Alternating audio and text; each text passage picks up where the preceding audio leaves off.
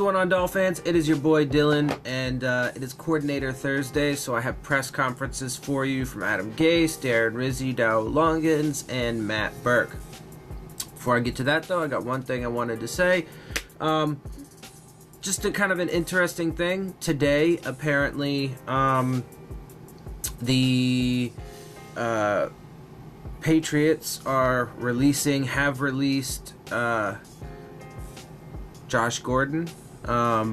He actually kind of left the team, but that was in lieu of a suspension that was looming. Because I guess, he's still having problems, mental health problems, substance abuse problems. The suspension was coming because he violated his, initial reinstatement terms of the substance abuse policy by the NFL. So he stepped down, which hopefully for him, he's able to get himself right and so on and so forth. But that does make the Patriots a little bit weaker, which is only really interesting because technically, as it stands, there is still a possibility we could win our division, which is super, super unlikely. If it was to play out, that would in itself be a miracle. And because for that to happen, we have to win out. So we have to beat Jacksonville this weekend, which is at home. And then we have to beat the Buffalo Bills on the road the following week. That would put us at 9-7. We would also have a 5-1 divisional record. That would also require the Patriots to lose out. They play the Bills next, and they play the Jets after that. Both of those games, though, are in Gillette Stadium. So that means we have to have the Bills and the Jets somehow manage to beat the Patriots in Gillette Stadium. Not very likely, I would say, but if that did happen, then they would drop to 9-7. We would have identical records, except for that would give them 3 losses within the division. They'd be 3-3, and we would take the AFC East. So there you have it. Obviously, the odds of all of that coming together, pretty slim. Now there are still mathematical chances, that we could make it in as a wild card at 9-7. So we obviously, no matter what, have to win out. If there are any hopes of that, but with this past weekend, it was pretty slim. With what happened this past weekend, it is super slim, just because of the fact that, and it wasn't even so much that we lost to Minnesota, because they're an NFC team. So all they did was affect our overall record, which obviously is still not good. But like I said, Tennessee won, the Colts won, the Ravens won. So there were a bunch of, the Bengals won, I think, too. So there are a bunch of teams that, are right there in the mix that pulled ahead of us by a game or whatever. So the wild card, mathematically speaking, I think the wild card actually is more difficult. But we'll see what happens. Anyway, with that, guys, I'm going to go ahead and send you off to these interviews because that's all I really got for you. So if you guys like my videos, make sure you hit the subscribe button. Make sure you hit the bell if you want to get the alerts. Make sure you hit the like button as well. I appreciate that. Leave your questions, comments, and concerns down in the comment section. I'll answer your questions for you if you have any in my videos. I like doing that for you. I love interacting with you guys. It's a lot of fun. And also follow me on Twitter at Dillon Tartaro. You can ask me your questions there. You can chop it up with me there. Or you can just, check out the things that I tweet, retweet. I put my videos up there as well. So you can check that out or get them there, find out when I post them there. So with that, guys, I'm out. I'll see y'all soon. Fins up.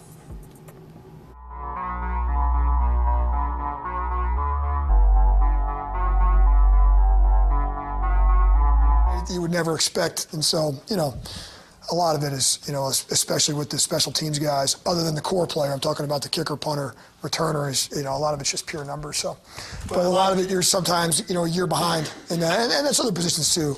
Sometimes you get a lot of noise, and then you hear about the guy's Pro Bowl snub, and then it's in people's mind for the next year. A lot of things, I think it works out like that. Kind of. Do you think Jason maybe has joined that level of consciousness with the year he's had? That rookie kickers are really hard to make the Pro Bowl. Sure. Maybe the guy. Yeah, I certainly think he's in the conversation. Again, you look at his numbers, and that certainly would put him in the conversation. He maybe didn't get as many attempts, just the way things worked out this year. There's going to be years where a kicker may have 40 attempts, a year may have 20, somewhere in the middle. So, just the way things worked out this year up to the Pro Bowl voting, he didn't have a ton of, attempts, but certainly with what he's done and put on paper and put on film, he certainly joins the conversation, in my opinion, for sure. Yeah. On the long punt return, it looked like Cornell got down there fast, got blocked. Mm-hmm. And then Brandon was aware of the left sideline, he was pointing left, and then Durham kind of cut inside, leaving the sideline exposed. Is that Durham's lane? Should he be protecting the sideline there? Or if not, explain to me what could have or should have happened. Yeah, I'm a big hater of the word lane. We don't talk about lanes. How's the sideline work? Yeah. So basically, we obviously lost contain on the play. You're 100% correct that we lost contain on the play. It's not. Durham was certainly the widest guy there. And he started to fold and early, and then he thought he had enough room, and obviously he didn't. We had a lot of guys, free players coming from the inside out, lost contain on the play, and that's why the ball should never get down the sideline there. So you're correct in saying that we lost leverage on the ball 100%.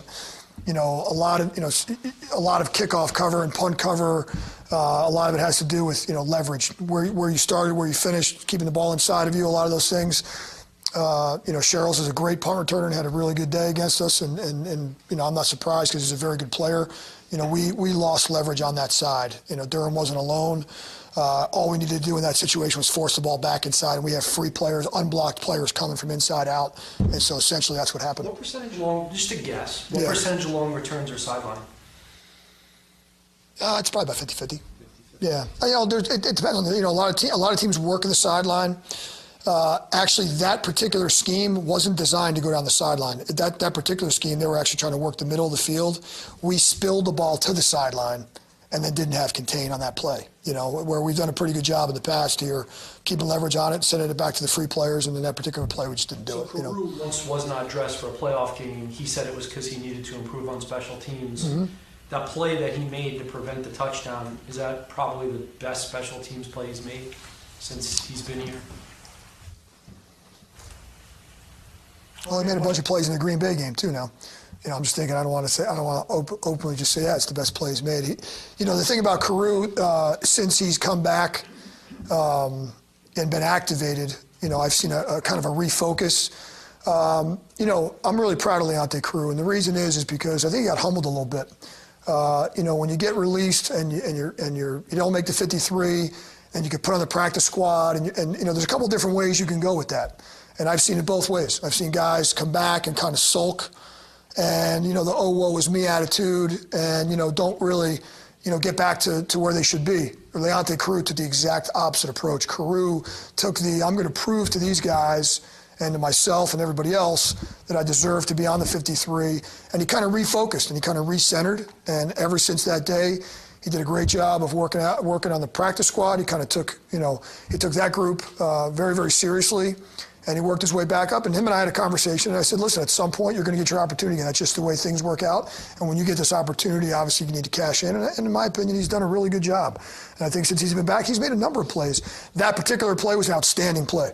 It was a great effort play, great job by him and Sonoris Perry, because Sonoris really makes the ball cut back. I would love to see Sonoris get the guy on the ground in that situation, but at least we made the ball cut back.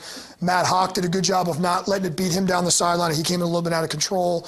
We made the ball cut back, and these are plays that we watch every week. We watch the big play tape every week, and we point out when the ball breaks out into the open field how we want to attack it.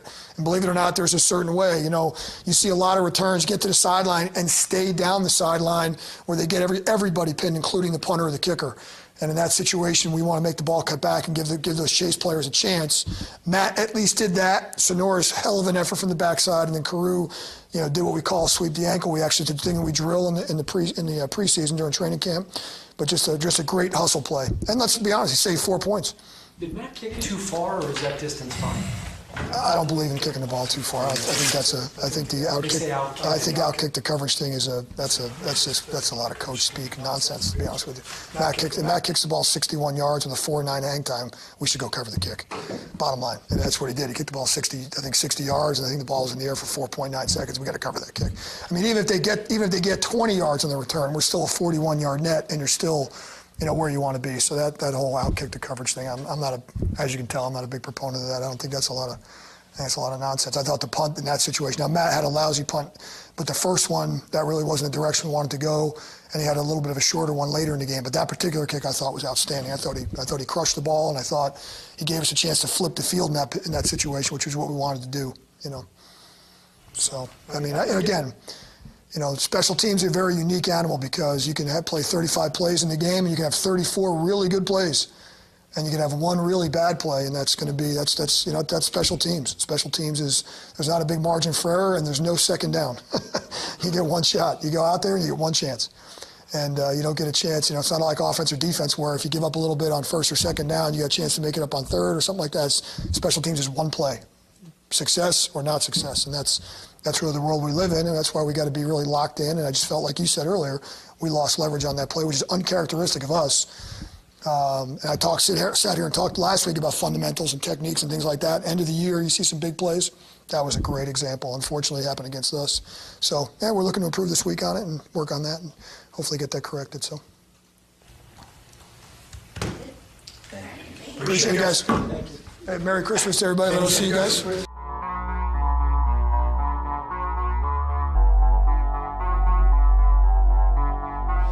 This is really my highlight of my day. Getting to spend time with you guys. I look forward to this. We believe you when you say that. Are you feeling better? I don't know. I'm still licking the wounds from the game, but I'm getting better. You're worried about your health. I know. I still got a little cold thing going on. That's been a month. I know. It's unacceptable. I'm not used to the good weather this time of year. Well, obviously, Tunsil's had a great year. We Yes. talked about that this week. Who do you think has been your second best offensive lineman this year from how you and the staff grades it? I'd probably say Jawan and Jesse, would be right there. Just those are the guys that have, been in there week in, week out. Jawan missed a little bit of time, but those guys have done a good job, playing. And we do a lot of things with protection, and we're very fortunate that you got a guy like Laramie because you can give other people help and send protection another way. But those guys have done a solid job for us. In terms of snap counts for receivers, is that something that Ben, Adam, and you discussed collectively? And also, I was leading into the fact Devontae with 19 last week. If you could speak about some of the thinking with that. Yes, sir. It goes into a game with kind of a plan of how you're going to play each game, personnel-wise. We do have different personnel groups. Even our 11 personnel packages, that 3 receivers that have Bryce in there. Sometimes Devontae's in there. So it really depends on how the game's going, how we think those guys have practiced through the week. Obviously, is a big part of it. The matchups, so it changes weekly. Devontae was the guy in Houston that really had a big game for us, and last week Bryce played a little bit more. How do you get the wide receivers more involved this week? Well, and number one, everything in the passing game starts with protection. We need to do a much better job than what we did last week. And that's, you start talking about protection, and that goes into everyone. The problem is when you put up a number like 9 sacks, the first assumption everyone has the offensive line, but it's bigger than that. It starts with the coaches, and then it goes to the offensive line, then it goes to the quarterbacks and the running backs and tight ends, and the wide receivers getting off press. You got to do a good job in the timing of the play. So all that stuff goes into it. We got to protect better, and obviously once we start doing that, then the receivers get more involved. How much can you solve in 1 week? I mean, there's probably good reason to think that Jacksonville analyzed all 9 of those sacks and maybe tries to copy it.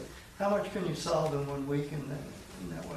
Quite a bit, because a lot of it is stuff we can correct. You know, we had 4 or 5 just breakdowns of protection that we need to get cleaned up, and it needs to happen fast. And you know, it's not as much about focus on what they're doing, but making sure that we're on the same page of communication, visual, non-visual, and getting those things cleaned up on our end, not what our opponent's doing. It's a really talented defense without question, just like the one we played last week.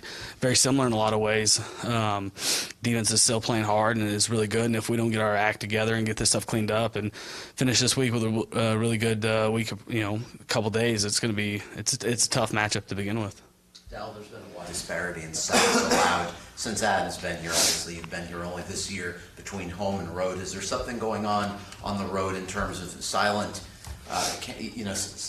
counts not being used as effectively as they could be? Is it purely that the opposing team gets more of an emotional boost with their pass rush at home? What theories do you have? It's a great question, Barry. It's one that probably needs to be studied in the offseason hard, but there are different things that go into the silent count, like you mentioned, is obviously an issue. When you play in a dome and you're playing really good pass rusher, sometimes it's just that team. You know, Minnesota's a really good pass rushing team. We all knew it. They were in the NFC Championship game last year, and I mean, those guys can get after you if you know. And the other thing is, look at the situations of the game. You know, and I think we gave up 6 sacks and 7 8-man protections. And when you're in 3rd and 8, 3rd and 9, 3rd and 10, like, you're playing on their terms. And when you start to play that way because you're not efficient on 1st, 2nd down, like, you make their job easier, and then all the stress falls on the offensive line and the tight ends and the running backs and the protection unit. So there are definitely things that that's really sometimes that's the symptom, not the problem. And you can't put your guys in those situations. You got to execute better on 1st, 2nd down, be more efficient in the run game, and go 1st down, 2nd down, 1st down more. And that's the theme right now is we need to improve on 3rd down. You guys know it, we know it, our players know it, but we also need to do a better job converting 1st downs and getting explosive plays on 1st and 2nd down. After Kalen had that long run, I think your next 5 drives netted minus 30 yards or something. Yeah. How do you explain it? And that's what the story of the game was, because you go look at the game, it's 21-17 with, I think we had 3 series in a row that I think we might have gone 3 and out, maybe 4 or 5 plays, but that was a series of game to me where we had momentum back, got it back close to a 1-score game, and we needed to do something, and we didn't execute well enough. We didn't coach it well enough in that situation, and they did a better job than we did. They had the long punt return. Defense did a good job holding them to 3, and offensively we didn't put anything together.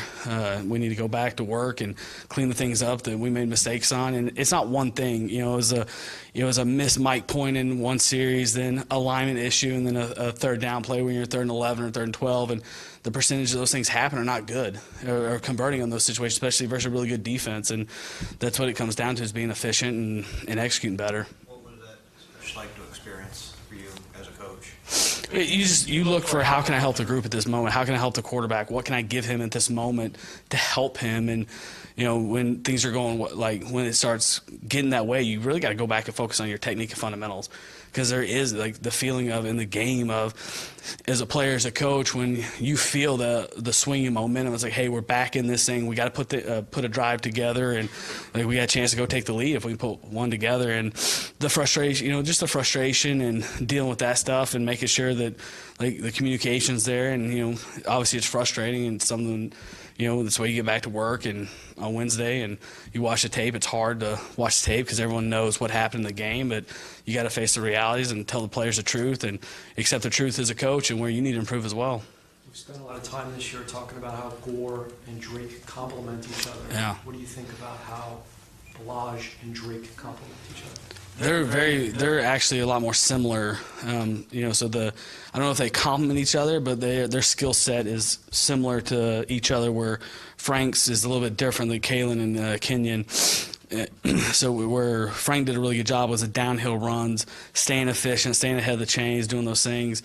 Well, these guys are, Kalen's a young player that's explosive. You guys saw that, how, when he hits it downhill, and he's growing. And we told him this week, and he had a protection issue in the game when he was in there.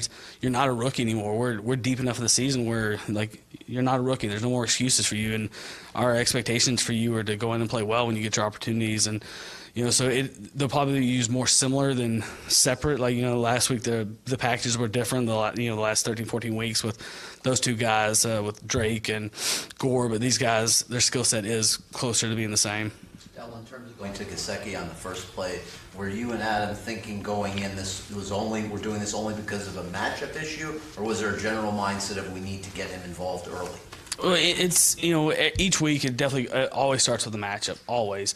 And it was, they played a coverage that we felt like, hey, Mike might be able to get some more targets this week, and if we can get them in their quarters coverage or zone, there's a little more access into the defense. And some of these teams just play straight up man, and so that was the thought process in it. We'd like to get Mike more involved weekly and need to continue to increase his numbers, and he needs to produce. We went into the season thinking, I think a lot of people were thinking that a lot of the offense would be built around Kenyon Drake as far as the running game. And obviously Frank Gore was carrying the load for a large part of the year. And then when Frank went down on Sunday, you turned mainly to Balaj, and Drake finished the game with only 1 carry. Do you sense that Kenyon might be getting frustrated? I hope not, because I hope everyone on the roster accepts their role. Kenyon played the most snaps of all the running backs. I think he had 28 snaps. The other guy had 26. And some of them where they were in there together on the long touchdown run. Kenyon was running a jet sweep across. It drew attention, obviously, because of who he is. And I hope not, because I hope everyone accepts their role and puts the team first. And their roles are defined. They know going into it. What we expect, and things can change inside a game, but Kenyon's a big part of this offense. Whether he has 25 carries this week or 1 carry, he's always going to be a part of the offense. With Devontae Parker, we've seen him sort of get phased out of the offense or disappear from the offense. What has happened? Is it practices? Is it the shoulder? What's going on there with Devontae? I think it's a combination of a bunch of different things. It's a combination of the injuries. It's a combination of production, practice.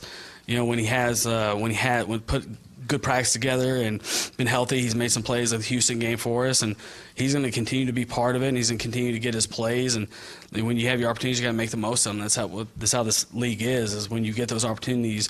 If you don't make the most of them, someone else is behind you is going to get an opportunity as well.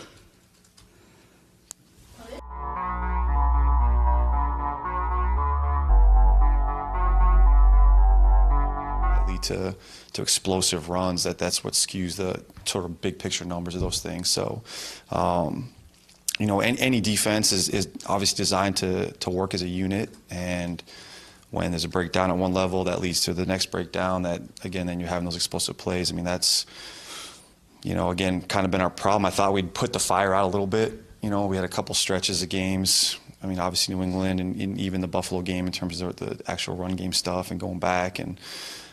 Even Indy, I thought we did a pretty solid job. So, we were trending in a direction, and obviously took a step back last week. So, and what leads to all these misfits? I know it's one area compromises another area, yeah, compromises another area, but how do you get that fixed on a consistent basis? Yeah, honestly, I think it's just guys. To me, it's a little bit of a discipline thing. I mean, again, you're supposed to be in a gap. You got to stay in that gap. Some of it's. I don't think we've had a lot of instances where, we have been schemed up where we don't know, haven't seen that play and we're not sure how to play it. I don't think that's been an issue where it's like an offense has given us a scheme that we haven't, either seen or fit or prepared for. A little soundtrack. So I think it's just a matter of staying disciplined and sticking to the plan and staying in our gaps and having that. It's hard. It's hard to just, I'm going to hold my gap, play in and play out. I'm going to hold my gap. I'm going to do this. And again, sometimes, players see things, there's space in there. Again, sometimes it's someone else breaks something down. So I think I have to cover something up and fit something, differently than I'm supposed to. Then my area gets exposed, So, again, to me, it's about the unit working together, and they have to understand where everybody's fitting and how it all meshes up. So, looking back at last week's game, a little bit of that, again, was us talking about, hey, when this happens, you have to understand how you're affecting the rest of the team. And so, again, it's about being disciplined and staying in your role. I think maybe it was after the Houston game, you were pretty adamant that, yes, we can get better coaches, but at some point the players just need to execute what has been called. Mm-hmm. Has your overview of what's gone wrong this year changed, or do you still think calls are sound, the scheme is sound, it's just the players aren't playing it? Yeah, I think I don't know that's the right way to look at it. Obviously I don't putting out unsound schemes. Like, I don't think anything that we do is unsound. I mean, I challenge anyone to prove otherwise in terms of that sense. But I don't think. I mean, I think it's been different week to week. So I mean, I don't want to just say like, hey, I'm doing my job and they're screwing up. I mean, it's all of us in this together. I mean, so what we're asking certain players to do, and as a coaching staff, I think it's our job to look at the skill set of our players and what their strengths are and try to utilize those strengths. And obviously we've had a lot of moving pieces, so trying to kind of keep that target moving around and figure out how to utilize the players that we have available to us week in and week out. So I think it's just a combination of all of us. I mean, we're not going to sit here and point fingers, and I'm not going to say it's the players' fault, or maybe they're saying it's our fault, or they just don't want to answer. I don't know, but we put a scheme together that fits what we think is going to help us win a ball game, and they try to go execute it. And it doesn't always happen, obviously, but that's how we operate. I understand completely, but when you put up the numbers you guys have this year, people are going to ask why. Yeah. They're going to try to figure out what needs to change. And sometimes people understand what's wrong, and sometimes they don't. Mm-hmm. What could you have done better this year? Man, you guys are already like wrapping up the season here, guys. I'm just trying to win a ball game, so I'm trying to figure out how we can stop the Jacksonville Jaguars this week. So if you want to have a retrospective at the end of the season, maybe you and I can sit down and do that sometime. But we try to correct our mistakes week to week. Obviously, like within, you review the game plan from the week before and what you did good and what you did bad or what happened, and you have answers for how to fix it and move on to the next week. So, I mean, from a cumulative standpoint, we don't really get into all that stuff right now. One thing that, as you've heard, obviously, one thing that Rashad made clear Monday is that he's far more comfortable at strong safety, feels he's more productive there. Is that a function of, and this would be beyond your control, but is this a function of having two safeties whose skills overlap too much? Rashad hasn't expressed any of that to me directly. But no, I mean, I think, the way we deploy our safeties, a little bit, we don't, let's get too far into detail. We don't have like an in-the-box safety and a back safety. Those guys play certain positions, and dependent on what an offensive scheme is coming at us or how they deploy a formation depends on who's down. So Rashad's down sometimes, TJ's down sometimes, so I mean, I couldn't give you numbers in terms of a percentage of guys down or back, but we're not setting things up where one guy is always a down guy and one guy's always a back guy. Like, they both have opportunities to play in the box. They both have opportunities to play, in deeper zones or ranging and those sort of things. So, that's a little dictated by what an offense is doing to us. Have they done less? Both players are good players, unquestionably. Mm-hmm. As you said, TJ's had an underrated year. Mm-hmm. But are they not the ideal match that perhaps you and the front office would have hoped? No, I think they're both good players for us. With the pass rushing, only the Raiders have produced less sacks. I know it's not all about sacks, but pressures are not consistent as well.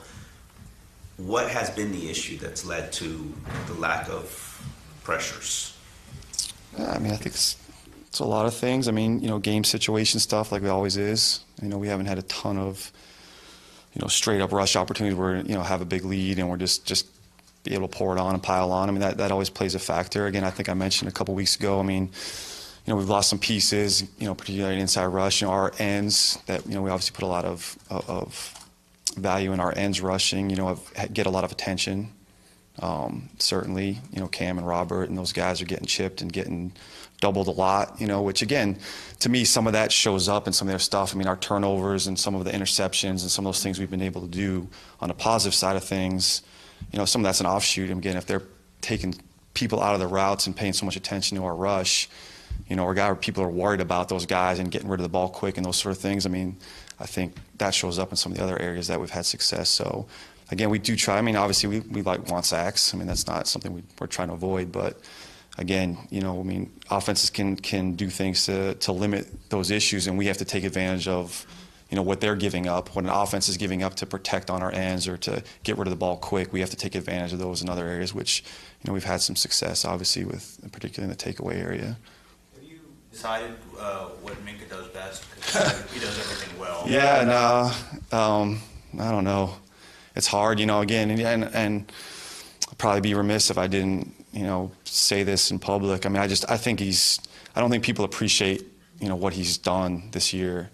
I mean, he's played 4 different positions for us, and sometimes week to week, and that's not easy, you know what I mean? And again, for myself and the coaching staff to have that ability to just come in and say, hey, Mink, this week we gotta stick you outside a corner, this is where we need the most help, or hey, we're thin at nickel, it's the start of the year or whatever it is, and he doesn't blink, and to be able to perform, at the level he's been able to perform at, I think it's probably getting a little bit under-recognized, what he's actually been able to do for us. So again, it's hard to say. Again, to me, some of that stuff. I mean, right? Again, we're battling week to week and living game to game, and we come in on Monday and say this is what we have to do this week to win the ball game. So again, some of that big picture stuff and stepping back and saying, okay, what are we going to do with him moving forward is something that we're going to look at after the season probably. But again, I probably just for myself appreciative of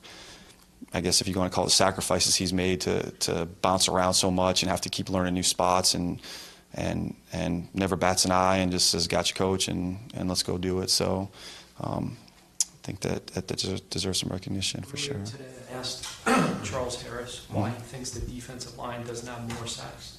Charles gave the answer that Omar talked about. He said, I'm not a coach, I'm a player. Yeah. So I'm going to ask you as his coach, why does he have 2 sacks in 25 games? I don't know. He's had some opportunities. Charles, like I said, he's had kind of some up and down moments in his career, but I think since he's been back from the injury this year, he's been playing at a faster rate and a faster speed, and again, I think with Charles, he's got to finish a little bit. He's had some opportunities where he just doesn't have that last kind of finishing touch for him. But again, it's I'm not out here to try to chase stats or try to get people sacks. We're out here to try to win ball games. So again, those are things we'll look at as we get going after the season. Is Quinn playing better, or is it just the net numbers have caught up with how he's playing? Both. Again, I mentioned this. You guys have asked before. I mean, I think he's looked fresher kind of since the bye week, and we had a little bit of that time off. I thought he was moving around a little bit better this last month. He's had a sack in every game, I think. You want to talk sacks, talk stats. Maybe the last 5 games or something like that. So it's, I think he kind of got his second win when we got back from the bye, and so that production's just catching up to him moving around a little bit better and getting off the ball a little bit like he was early in the season. So I'm not sure he's doing anything different per se, but I think he's just maybe feeling a little bit healthier and fresher and kind of moving a little bit better. Oh, Come on, you're going to reword it? No. I'm trying to accurately reflect what you're working with here in terms of pass rushers. Your second few sacks in the league. Defensive line, you had to add 2 guys to enter your rotation midway through the year. Linebackers, 2 of them playing in their first season. Cornerback, you basically began the year with 2, had to have a safety play cornerback. And then 2 safeties that basically are the same player. Is that accurate, or? Sure. Look, guys, I mean, one thing I try to do when I come in here with you guys is I try not to make excuses. Like, this is what it is. And so again, I come in every week and say these are the players we're using this week, and I could sit up here and complain about injuries and complain about guys that aren't on the team or what happened in this, but no one cares. So it doesn't matter. So this is our roster. These are our players. They're working their balls off to help us win ball games, and so I'm going to do the same for them. So it doesn't help me to come in here and try to tell you guys this is what happened, or this is this guy's fault, or man, the ref screwed us on this or this. I try not to do any of that stuff because no one cares. It doesn't matter. So we come in here, try to put our best plan together. Players try to do their best to execute that game plan and play hard, and we're going to try to go win another ball game this week. Just doing the same thing. So sure, I can complain about missing a Pro Bowl corner last week and this and that, and having 2 D tackles that we got off the street a couple weeks ago. I mean, yeah, that's great, but no one cares. Doesn't matter. You guys don't care. The fans don't care. We don't care. We're going to go out to win a ball game with whatever 46 guys we got ready to play on Sunday. So we're going to do that again this week. All right, thank you. How's that?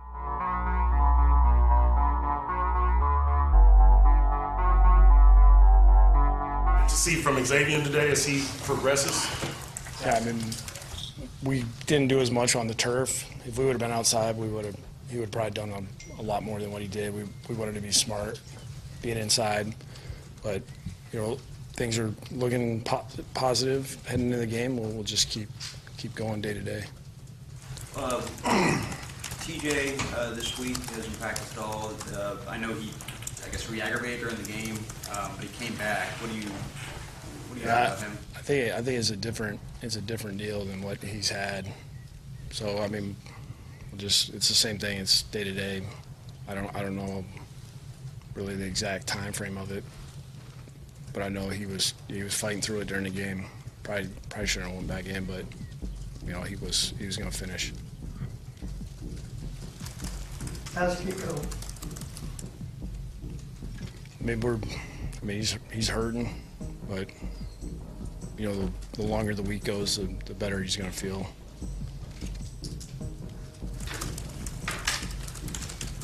If Kiko doesn't play, I mean, what are your options there for the 3 linebacker package? We're going to have to, either say playing nickel, and if we go base, we got Mike, we got Steph. So I mean, we got 2 guys that have been here. No multiple positions.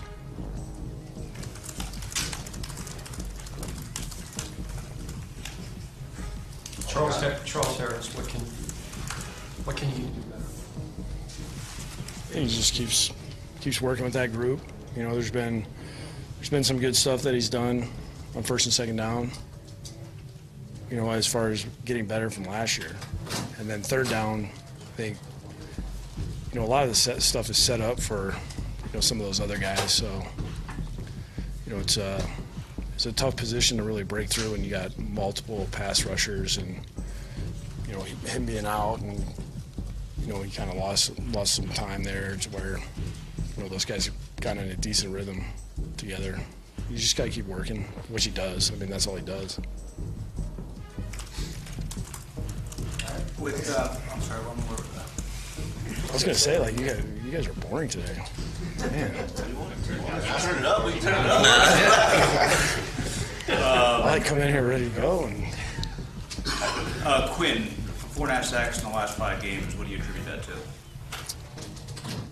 think he's just not getting frustrated from earlier in the year. He keeps doing the same thing in practice and in games. I think he's done a better job of working his run game stuff. We're always looking to get better in that area, obviously. But I mean, as far as pass rushing goes, I think he's tightened the corner down a little bit. He's used some different moves than probably what I've seen in the past. He just kept at it. I know that can be frustrating to a guy that, he's anticipating probably his numbers being higher than what they've been, and but he's stuck with it, and he's disrupted at the right time, for the most part. Statistically, the defense is struggling in most categories except for turnovers. You guys are on pace again to set a franchise record for rushing yards allowed. Is this a problem that's systematic, or can it be fixed? I think really the one thing that I always look at is, yards per carry. We have a lot more attempts than a lot of teams as well, and that's why you look at the yardage and say it's high, but our yards per carry isn't great, but it's not those back like 4 or 5 teams.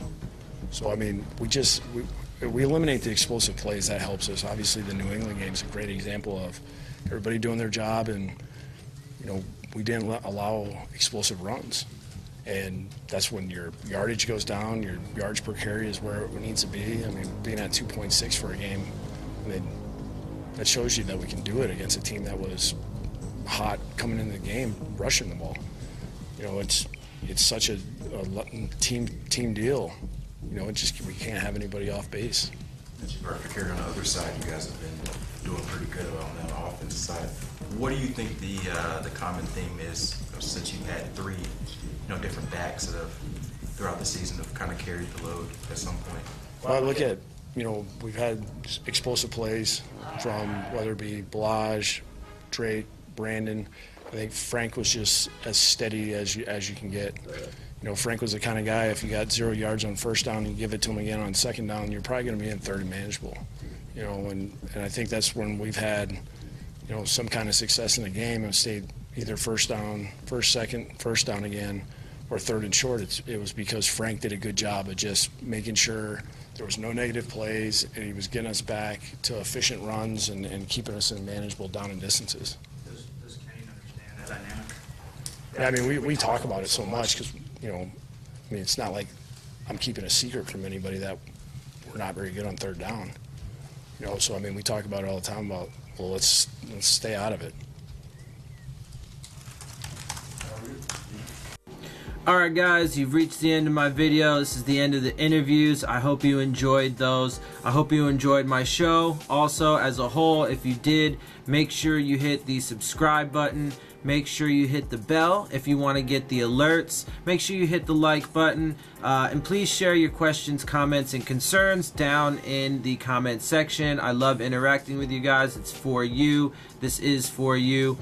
You know, and also follow me on Twitter at Dillon Tartaro. It's on the end screen. My Twitter handle is on the end screen if you need to know it. And with that, guys, I'm out. I'll see y'all soon. Fins up.